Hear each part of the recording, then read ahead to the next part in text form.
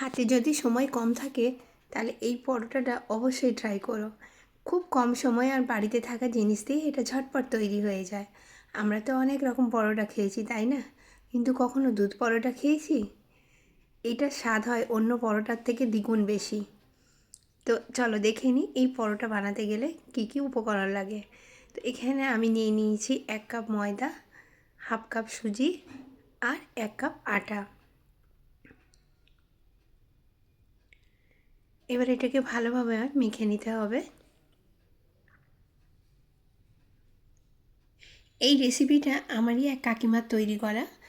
তো সে খুব সুন্দর সুন্দর রান্না করে, আর যখন সে সময় পায় তখন সে প্রত্যেকটা রেসিপি আমার সাথে শেয়ার করতেই থাকে। তো আজকে তাই ভাবলাম যে তারই এই রেসিপিটা আজকে করা যাক। তো চলো দেখে নিই আমি এতে কী কী মশলা নিলাম। আমি এখানে নিয়েছি লবণ 1 চামচ, হলুদ 1 টিস্পুন, ধনে গুঁড়ো 1 চামচ, জিরে গুঁড়ো 1 চামচ, গরম মশলা 1.5 চামচ আর গোটা জিরে হাফ চামচ মতন। এবার সেগুলো খুব ভালোভাবে মাখিয়ে নিলাম।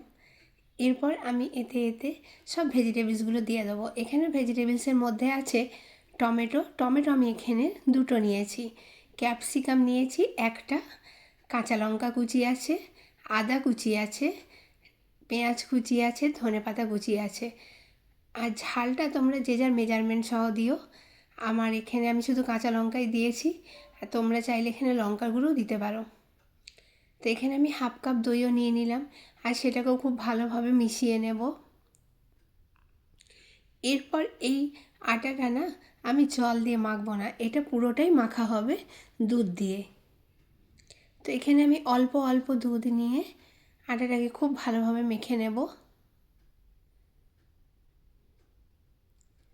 এখানে টমেটো, ধনেপাতা, কাঁচা লঙ্কা, পেঁয়াজ, আদা, যতগুলো আমি সবজি ইউজ করেছি সেগুলো সব খুব ভালোভাবে ছোট ছোট করে কেটে নিতে হবে। কারণ এটা যখন বেলা হবে না লেচিটা, তখন না হলে সব ফেটে বেরিয়ে যাবে। আরেকটা কথা, এখানে আমার বাড়িতে যা যা মশলা ছিল, সবজি যা যা ছিল আমি এখানে তাই দিয়েছি। তো তোমাদের যদি এখানে একটু বাঁধাকপি, এখন তো শীতকাল, তো এখন তোমরা পেঁয়াজ শাক অনেক কিছু বা গাজর ইচ্ছে করলে গাজরকেও গ্রেট করে দিতে পারো। যত সবজি দেবে এই পরোটাটা তত সুন্দর খেতে হয়। অবশ্যই বাড়িতে একবার ট্রাই করো, আর যদি একটু ভালো লাগে তোমরা অবশ্যই কমেন্টস করে আমাকে একবার জানিও। দুধ দিয়ে মাখার কারণে পরোটাগুলো না খুব নরম হয়। এখানে আমি আটাটা খুব ভালোভাবে মেখে নিচ্ছি।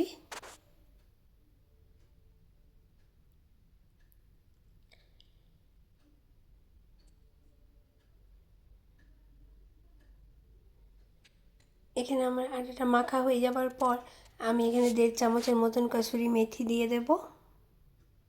এবার সেইটাকেও খুব ভালোভাবে মিশিয়ে নিতে হবে আটার মণ্ডর সাথে।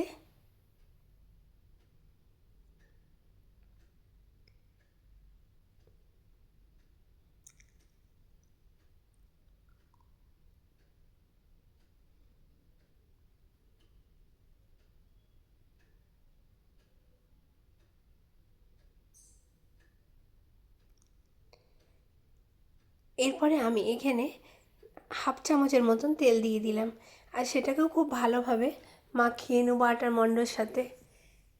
এইটা না এইরকমভাবে রেডি করেও ফ্রিজে সুন্দর রেখে দেওয়া যায়। একদিনের মতন তো সুন্দর থেকে যাবে।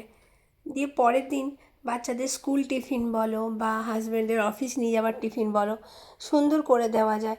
আর এইটা দিয়ে কোনো তরকারি লাগে না, এই পরোটাটা খাওয়ার জন্য এমনিই খাওয়া হয়ে যায়। সাথে যদি একটু দই থাকে বা সস থাকে তাতেই হয়ে যায়। তো এখানে আমি আমার আটার মেজারমেন্ট অনুযায়ী আমি এখানে 1 চামচ মতন ভিনিগার দিয়ে আটার সাথে খুব ভালোভাবে মাখিয়ে নিচ্ছি। এর থেকে যদি মেজারমেন্ট কম থাকে আটার, তাহলে হাফ চামচ ভিনিগার দিও। আর ভিনিগারটা খেয়াল রাখতে হবে যাতে পুরোপুরি ভালোভাবে আটার সাথে মিশে যায়। এবারে আটাটাকে আমি 10 মিনিটের জন্য রেস্টে রেখে দিয়েছি। 10 মিনিট পরে আমি আটাটা লেচি কেটে এবারে গোল আকারেরই পরোটা করব। তোমরা তোমাদের যার যেমন খুশি ভালো লাগে, যেটা ভালো লাগে সেই রকমই তোমরা আকার দিও। তো গোলটা হলে সুবিধা হয়, কারণ সবজিগুলো এতে আছে তো সেই জন্যে আমি এখানে গোল আকারটা দিয়েছি। আর লেচিটা চেষ্টা করবে সবসময় একটু বড় মোটা রাখার, কারণ লেচিটা পাতলা হয়ে গেলে না পরোটাগুলো ভালো লাগবে না খেতে। একটু মোটা মোটা হবে পরোটাগুলো, তাতে সবজিগুলো বাইরে বেরিয়ে যাবে না, সুন্দর বেলা হয়ে যাবে।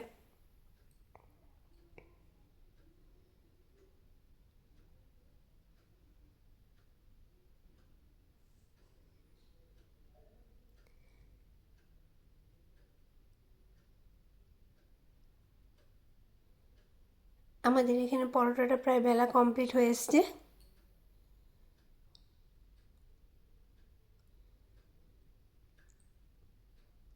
এরপরে ফ্রাই প্যানে আমি এখানে 2 চামচের মতন তেল দিয়ে দিচ্ছি।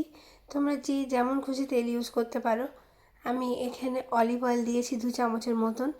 তোমরা সানফ্লাওয়ার অয়েল বা সয়াবিন তেল, যেটা যেটা তোমাদের পছন্দের তোমরা সেই তেল ইউজ করবে।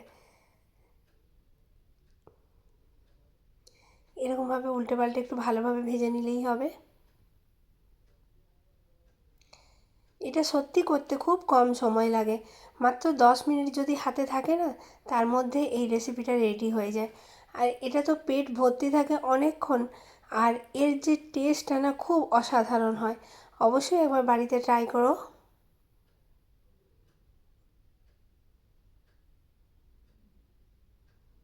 আর আমার কোনো ভুল ত্রুটি থাকলে প্লিজ আমাকে জানিও কমেন্টসে।